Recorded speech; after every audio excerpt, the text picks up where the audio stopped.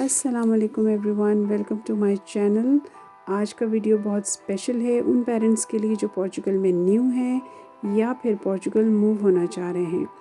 तो आज हम बात करने वाले हैं पोर्चुगल में स्कूलिंग सिस्टम के हवाले से। तो जब हम एजुकेशन की बात करते हैं, स्कूल एडमिशन की बात करते हैं, तो सबसे पहले स्कूल डॉक्यूमेंट्स की बात करना बहुत ज़रूरी हो जाता है। तो वो कौन से डॉक्यूमेंट्स है जिनकी आपको यहाँ नीड होगी अपने बच्चे के एडमिशन के लिए स्कूल में। तो सबसे पहले आपको स्कूल लीविंग सर्टिफिकेट की ज़रूरत होगी। तो आपने वहाँ से अपना स्कूल लीविंग सर्टिफिकेट कलेक्ट करना है। सेकेंडली आपको मार्कशीट की नीड होगी, यानी कि आपका बच्चा जो पासिंग ईयर जो है उसका जो है वो मार्कशीट आपको नीड होगी। और जो थर्ड इम्पॉर्टेंट डॉक्यूमेंट है वो वैक्सीनेशन कार्ड है। तो ये सारे जो है वो डॉक्यूमेंट्स आपने यहाँ ला करके उनको पोर्चुगीज़ में ट्रांसलेट करवाना है, जो कि आपको स्कूल एडमिशन में रिक्वायर्ड होंगे। अच्छा, सेकेंडली जो है वो स्कूल का जो न्यू सेशन होता है वो सितंबर से स्टार्ट होता है और एडमिशन जो है वो मई में स्टार्ट हो जाते हैं। मई से लेकर जून के दौरान आप एडमिशन करवा सकते हैं अपने बच्चे का। तो 15 सितंबर से तकरीबन हर साल जो है वो यहाँ का न्यू सेशन स्टार्ट होता है। वैसे तो मंथ के अगर आप ईयर के किसी भी मंथ में अगर आप यहाँ पर मूव करते हैं तो भी बच्चे का एडमिशन पॉसिबल है। मगर ये डॉक्यूमेंट्स आपने ज़रूर अपने साथ जो है वो रखने हैं, अदरवाइज़ जो है ये सारा प्रोसीजर थोड़ा सा लॉन्ग हो जाता है कि आपके अगर डॉक्यूमेंट्स आपके पास नहीं है तो फिर आपने मंगवाया, आपको पता चला अच्छा इस डॉक्यूमेंट की भी नीड है, इसकी भी नीड है। तो ये सारी चीज़ें डॉक्यूमेंट्स आपने प्रिपेयर रखनी है अपने पास।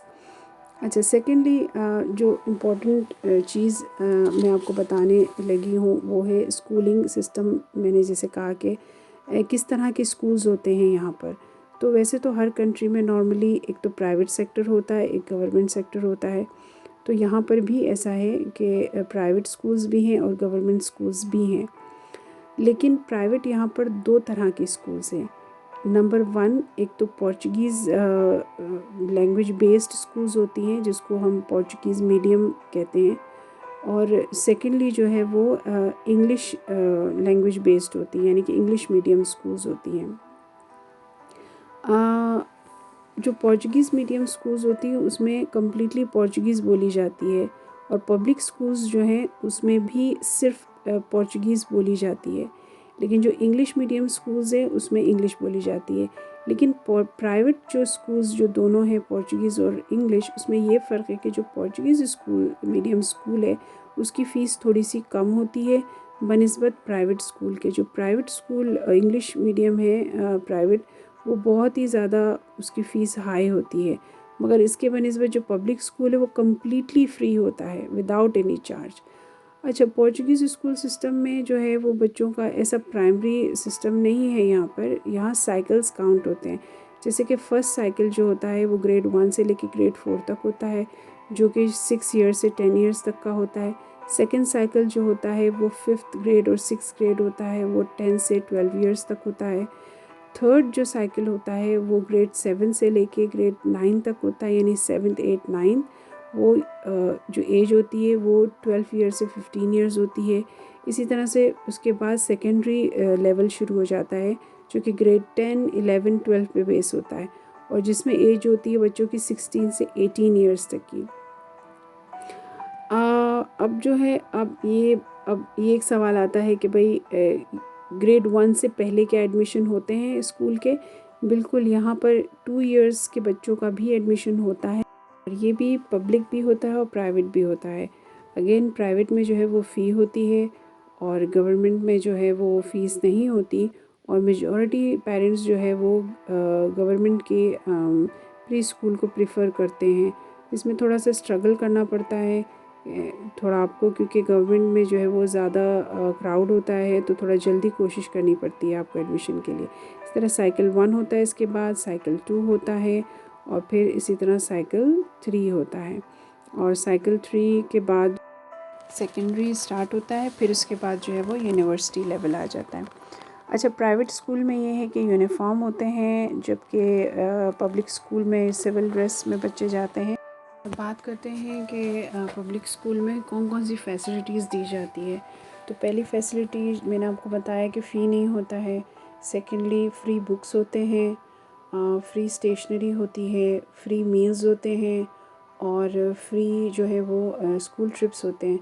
मैं आपको ये हर चीज़ जो है वो डिटेल से आपको मैं बताऊंगी आगे वीडियो में, लेकिन अभी फ़िलहाल मैंने आपको ये पॉइंट्स में बताए हैं। तो ये फैसिलिटीज़ जो है वो सारी पब्लिक स्कूल में दी जाती हैं, जबकि प्राइवेट स्कूल में भी ये सब होता है, बट हर चीज़ का जो है वहाँ पर चार्ज होता है। जैसे मील्स भी स्कूल में होते हैं, कैफेटेरिया होता है, बट वहाँ चार्जेस होते हैं।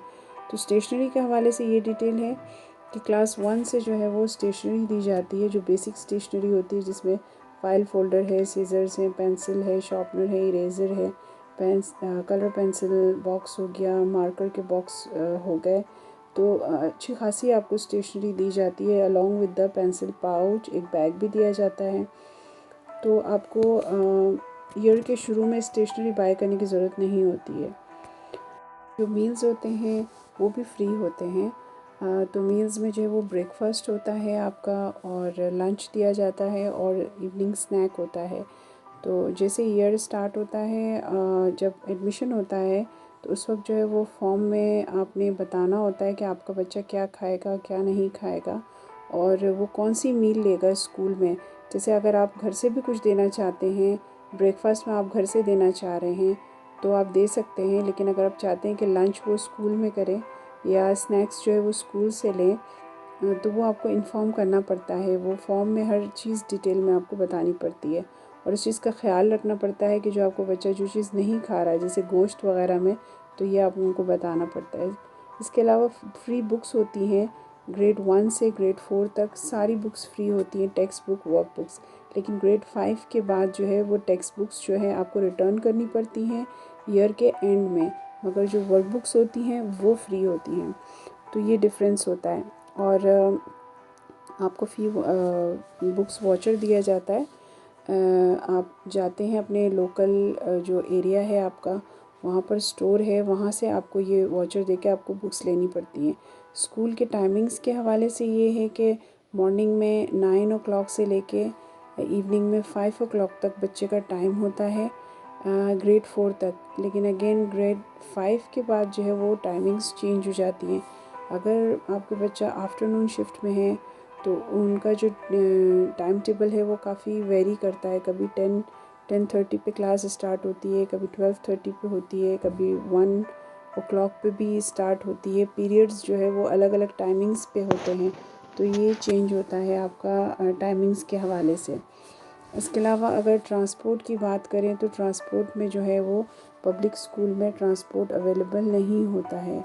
आपको ख़ुद बच्चों को पिक एंड ड्रॉप करना पड़ता है, और ये चीज़ भी आपको फॉर्म में शुरू में लिखवाना पड़ता है कि बच्चे को जो है वो कौन पिक एंड ड्रॉप करेगा, मदर या फादर, या अगर ग्रैंड पेरेंट्स कोई हैं तो वो पिक करेंगे।